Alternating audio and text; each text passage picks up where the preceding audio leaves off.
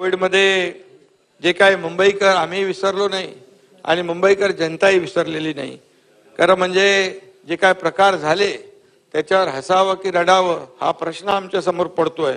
अध्यक्ष महोदय, जर असले प्रकार पाहून आणि व्यवहार बघून या मुंबईकरांना नाही आपल्या कुणालाही चीड आल्याशिवाय राहणार नाही. कारण कोविड काळात यांनी केलेला जो भ्रष्टाचार आहे हा भ्रष्टाचार म्हणजे मैताच्या टाळूवरचं लोणी खाण्याचा प्रकार आहे. अमीनभाई, याच्यामध्ये खरं म्हणजे या भ्रष्टाचाराच्या सुरस कथा अरेबियन नाईट्स मधील कथांपेक्षाही अकल्पित आहेत, भारी आहेत. आणि कोविड मध्ये भ्रष्टाचाराच्या अनेक प्रकरणांना कॅग आणि ईडी आदी विविध यंत्रणांच्या माध्यमातून देखील वाचा फुटली होती. आणि ते तर आता लगेच नाही सांगा, थांबा, तर तपास चालू आहे. अध्यक्ष महोदय, राज्यातील जनता मृत्यूशी लढा देत भीतीच्या वातावरणामध्ये त्या काळामध्ये जगत होती, हे आपल्या सगळ्यांना माहित आहे. कोविड हा अनपेक्षित आजार आला, अनपेक्षित संकट आलं, त्याची तयारी कुणालाही माहित नव्हती काय करावं. आणि अशा परिस्थितीमध्ये हे भीतीच्या वातावरणात मुंबईकर नाही महाराष्ट्रातली जनता जगत असताना पैसे लुटण्याचा हा किळसवाना प्रकार पाहिल्यानंतर कुठल्याही सामान्य माणसाच्या मनात तिढीक उठल्याशिवाय राहणार नाही. अध्यक्ष महोदय, कपन चोर, खिचडी चोर अशी बिरुदं देखील कमी पडतील. अशा प्रकारचा मोठा भ्रष्टाचार या ठिकाणी कोर्टमध्ये केलेला आहे. आणि म्हणून असा जो थक्क करणारा प्रकार ऑक्सिजन प्लांट उभारणीत देखील केलेला आहे. ऑक्सिजन प्लांट जे रुग्णांना जीवदान देण्याचं काम ऑक्सिजन प्लांट करत होते. खरं म्हणजे यामध्ये अक्षरशः मी नावं घेणार नव्हतो, परंतु या ठिकाणी काही लोकांच्या कृपेने अक्षरशः टेंडरचा पाऊस पडला आणि उत्तर प्रदेशातील हायवे कन्स्ट्रक्शन नावाची एक कंपनी या ठिकाणी अशी काही तळपली की स्वतःचे मुख्य काम सोडून रोमिंग पॉवर ऑफ एटर्नी देऊन इतर अवांतर कामात प्रचंड त्यांनी काम घेतलं. आता मी नावं थोडीशी वगळलेली आहेत, गाळलेली आहेत.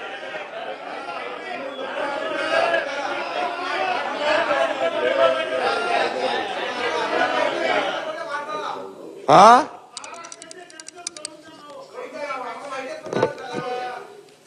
नाही, त्याच्यामध्ये काय झालंय, आदित्य राजाच्या कृपेने वरुण राजाने अक्षरशः टेंडरचा पाऊस पडला.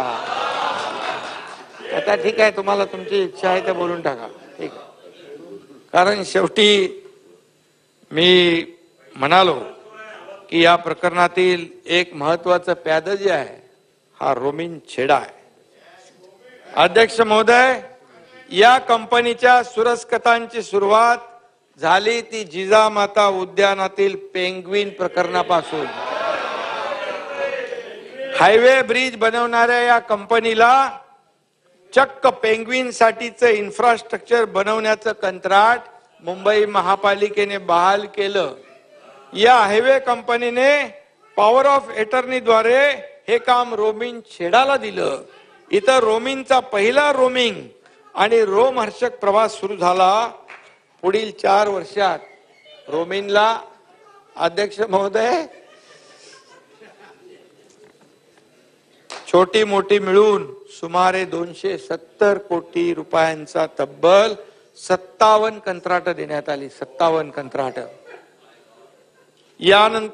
यावर हायवे बनवणाऱ्या या कंपनीला पुढे ठेवून रोमिनला पेंग्विन पाठोपाठ कोविडच्या कठीण काळात चक्क ऑक्सिजन प्लांट उभारण्याचं कंत्राट देखील देण्यात आलं.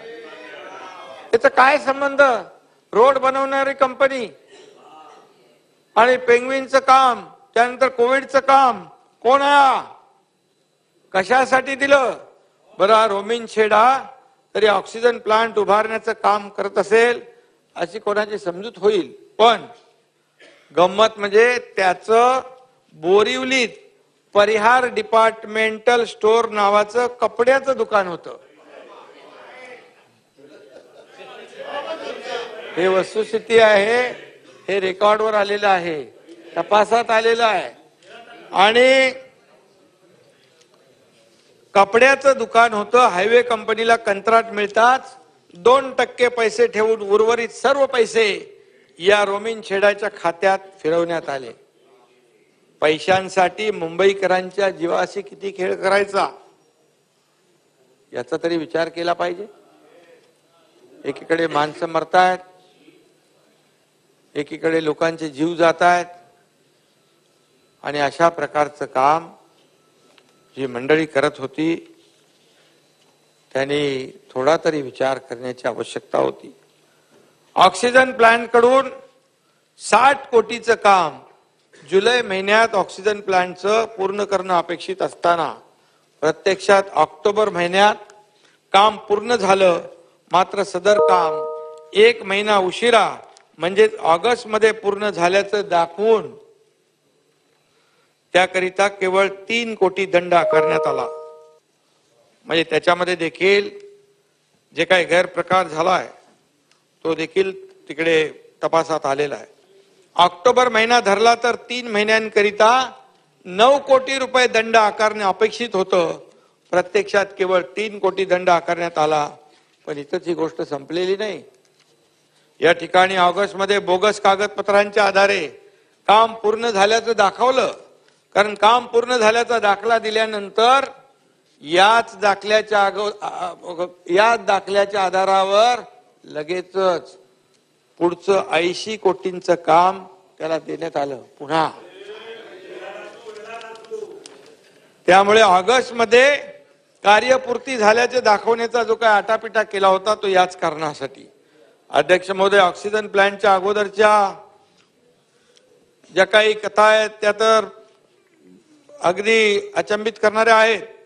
रस्ते बांधणाऱ्या कंपनीच्या नावावर रोमिन छेडाला पेंग्विन एक्झिबिशन सेंटर बरोबरच रोबोटिक झू, 5D थिएटर, प्रशासकीय कार्यालय, लांडगे, कोल्हे, sloth bear, otter, Madras pond turtle, तरस, बिबट्या एक्झिबिशन सेंटर, पक्ष्यांचे पिंजरे, रेप्टाईल हाऊस आदी कामे सर्रास देण्यात आली. सगळी कामं दिली. याबरोबरच पेंग्विन कक्षाकरिता निगा व देखभालीचे कंत्राट देखील बहाल करण्यात आलं. अमीनभाई सुनो बरोबर.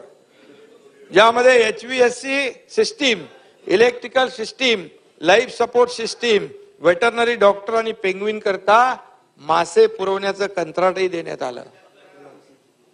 एक ही आदमी है, देखो कितना सबका मालिक.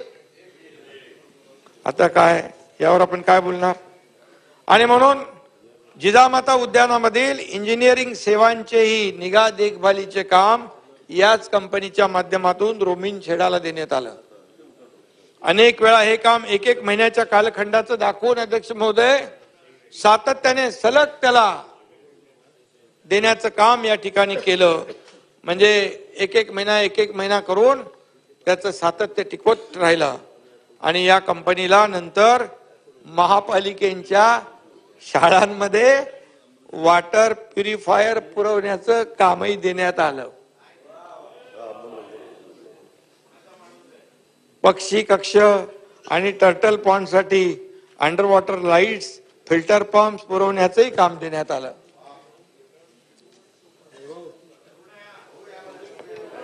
आणि झू हॉस्पिटल मध्ये हाऊस किपिंगचंही काम देण्यात आलं. हे सगळं वर्षाताई मी जे बोलतोय ते रेकॉर्डर आहे आणि सगळं तपासात आलेलं आहे. पक्षी कक्षात एनरिचमेंट डिव्हायसेस पुरवण्याबरोबर नॅनो कॉपर कोटिंग असलेला होलशील्ड पुरवण्याचं देखील काम देण्यात आलं. झू पाठोपाठ जोगेश्वरीत बाळासाहेब ठाकरे ट्रॉमा हॉस्पिटलमध्येही हे काम त्यांना देण्यात आलं.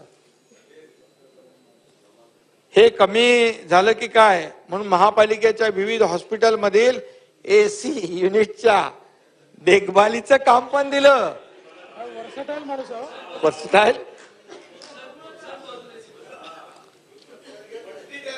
म्हणजे त्याच्याकडे मल्टीपर्पज, मल्टी टॅलेंटेड, मल्टी काय त्याला बोलायचं, वर्सेटाईल म्हणाले. आणि म्हणून या ठिकाणी ही कंपनी काय काय करते याची जंत्री प्रचंड आहे. खरं म्हणजे आणखी काय काय दिले जाऊ दे, ते आणखी आपल्या माझं गरगरायला लागले डोकं, तुमचे गरगरेला ऐकून, त्यामुळे सोडून द्या. रस्ते बनवणाऱ्या या कंपनीला, रोमिन छेडाला यांनी काय काय काम करायला लावले हे वाचून खरं म्हणजे ही लोक कुठल्या थराला गेलेत याचा अंदाज आपल्याला आला पाहिजे, म्हणून मी बोलतोय. कारण मी कधीही बघा एवढ्या डिटेलमध्ये कधी बोललो नव्हतो. रोज तुम्ही आमच्यावर आरोप करणार, रोज शिव्या घालणार, रोज आरोपीच्या पिंजऱ्यात उभं करणार. अरे ह्याच्यामध्ये एवढं सगळं आहे, हे आता तपासामध्ये सगळं बाहेर येणार आहे आणि विथ प्रूफ येणार आहे. ऑक्सिजन म्हणजे ऑक्सिजन जे प्लांट आहेत ते कपड्याचं दुकान असणाऱ्या रोमिन छेडाने गंजलेलं ऑक्सिजन प्लांट दिल्यामुळे ब्लॅक फंगसचा प्रादुर्भाव पेशंटला झालेला आहे, हे पण रेकॉर्डवर आणलेलं आहे. काही जणांचे डोळे गेले, हे पण डॉक्टरने रेकॉर्डवर आणलंय, हे माझं नाहीये म्हणणं. काही लोकांचा जीव गेलेला आहे, परंतु त्यांना काही सोयरसूतक नाही. त्यांना फक्त पैशाशी मतलब आहे, त्यांना फक्त पैशाशी मतलब आहे. आणि म्हणतो मी, जिथे टेंडर तिथे सरेंडर. अशा प्रकारच्या वृत्तीने जर काम केलं तर कसं होणार. आणि म्हणून पोतडीत अजून भरपूर आहे. आणि म्हणून मी आपल्याला एवढंच सांगतो, सर्वसामान्य मुंबईकर मात्र आपल्याला कुटुंबाचा जीव वाचवण्यासाठी केविलवाणी धडपड करत होता. माझे कुटुंब, माझी जबाबदारी, सर्व टेंडर सगळे सोयऱ्यांच्या घरी, बाकी जनतेनं फिरावं दारोदारी. अशा प्रकारच्या वृत्तीने काम केलेली माणसं समाजाचं कसं भलं करू शकतात, कसा मुंबईचा महाराष्ट्राचा विकास करू शकतात. रस्ते बनवणाऱ्या कंपनीला ऑक्सिजन प्लांट उभारण्याचं काम देऊन या मंडळींनी संपूर्ण आरोग्य व्यवस्थेलाच रस्त्यावर आणलेलं आहे. हे मी या ठिकाणी नम्रपणे नमूद करू इच्छितो. एक लाईफलाईन जी होते, लाईफलाईन, ती लाईफलाईन नव्हती, ती लाईफलाईन नव्हती, ती डेथ लाईन होती. आणि म्हणून कोविड हॉस्पिटल उभारणीमध्ये चालवण्याचं कंत्राट घेणाऱ्या सुजित पाटकर यांच्या लाईफलाईन हॉस्पिटलने तर लुटालुटीचा उच्चांक गाठलेला आहे. यामध्ये हॉस्पिटलमध्ये काल्पनिक रुग्ण दाखवले, रुग्ण नाहीत, काल्पनिक डॉक्टर दाखवले, त्यांचा पगार काढला आणि रुग्णांबरोबर विजय भाऊ औषधही वितरित केल्याचं दाखवलं. 300 ते 100. त्यापोटी मुंबई महापालिकेच्या तिजोरीवर दरोडा घालण्याचं काम केलंय विजय भाऊ. मी स्वतः वाचलंय म्हणून मी एवढं बोलतोय. आणि म्हणून या दरोड्यात लुटलेल्या दौलतीतून कोणी घर भरली हे अवघ्या महाराष्ट्राला माहित आहे, सगळ्यांना माहित आहे. आणि इथून पुढे आरोप करताना विचारपूर्वक आरोप करा, आता विजय भाऊ याच्यापेक्षा जास्ती आतमध्ये पोतडीमध्ये आहे. आणि म्हणून काल्पनिक डॉक्टर, काल्पनिक रुग्ण, आरोग्य व्यवस्था चोख आहे असं भासून घरी बसणाऱ्यांनी देशात 1 नंबरचे सीएम आहोत असं सर्टिफिकेट देखील मिळालं. अरे घरी बसून 1 नंबर कसा होऊ शकतो दादा? नाही, तो नंबर उडून नव्हता, तो पाठून होता. त्यामुळे सुरुवातीला मी म्हणालो खिचडी घोटाळ्याचा अनुषंगाने त्याचा वापस उल्लेख मी खिचडी चोर करत नाही, पण एकच सांगतो, महापालिकेने विजय भाऊ 33 रुपयात 300 ग्राम खिचडी कोविड काळात कामगार व गोर गरीब वर्गाला देण्याचं कंत्राट दिलं होतं. 300 ग्रामचं 33 रुपयामध्ये. प्रत्यक्षात मूळ कंत्राटदाराने सब कॉन्ट्रॅक्ट दिलं आणि देताना त्यांनी मापात पाप केलं. 100 ग्रॅम खिचडी द्या म्हणून त्याच्याबरोबर सब कॉन्ट्रॅक्ट केलं. 16 रुपयामध्ये 100 ग्रॅम खिचडीचं कॉन्ट्रॅक्ट देऊन 300 ग्राम देण्याच्या ऐवजी 100 ग्रॅम या गोर गरिबांना खिचडी वाटप झालं.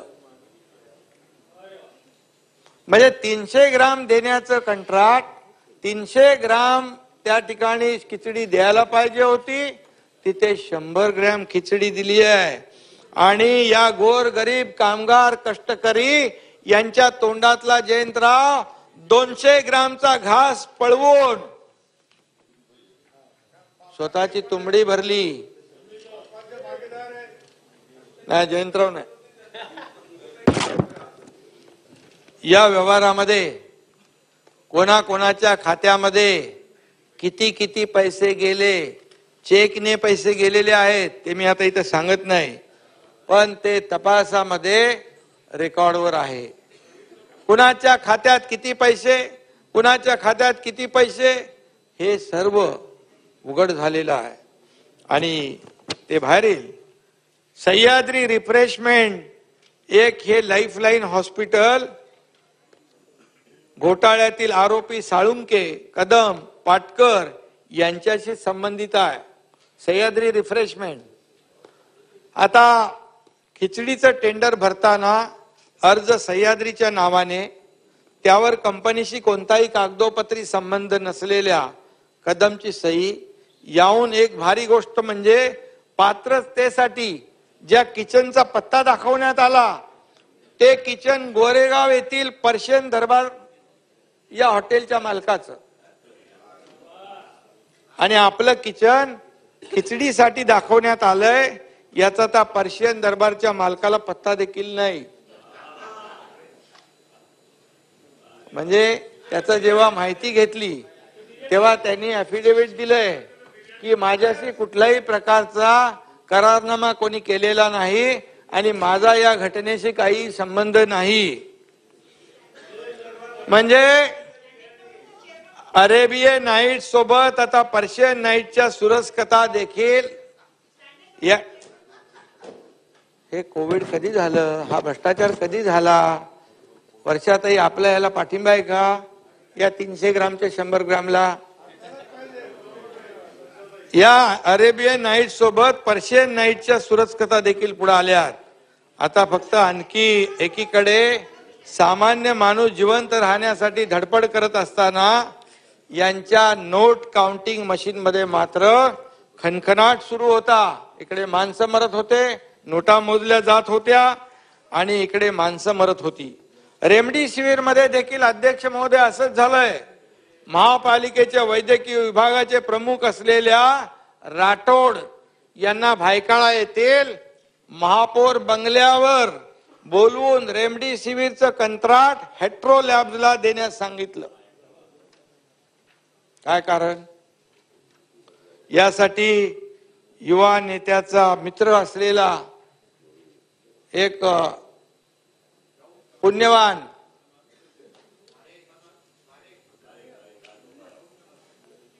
याला मदत करा असे निर्देश आले. युवा नेते पारखी असल्यामुळे पुण्यवान माणसाला ते काम देऊन टाकलं. आणि हेट्रो कंपनी बरोबर महापालिकेने मायलान कंपनीला देखील 40,000 इंजेक्शन प्रत्येकी 650 रुपयात पुरवण्याचं कंत्राट दिलं होतं.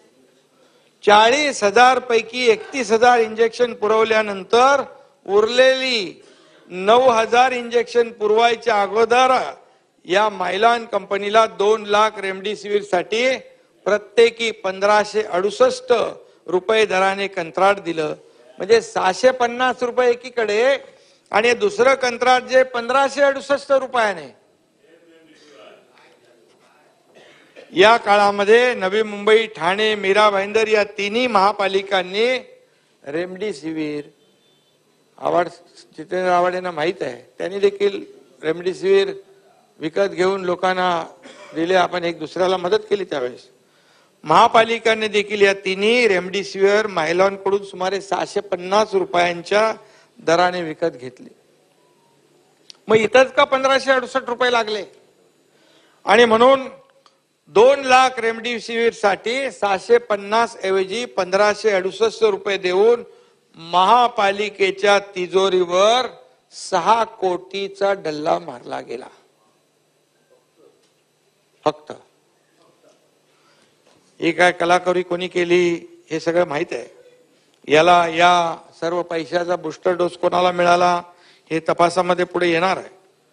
आणि म्हणून मी एवढंच सांगेन की अशा प्रकारे कोविडमध्ये तरी अशा प्रकारचे प्रकार व्हायला नको होते, एवढीच माफक अपेक्षा मुंबईकरांची, आपल्या सर्वांची आहे. आप देख रहे हैं मुंबई का इंडिया टीवी न्यूज, सच के साथ हमेशा.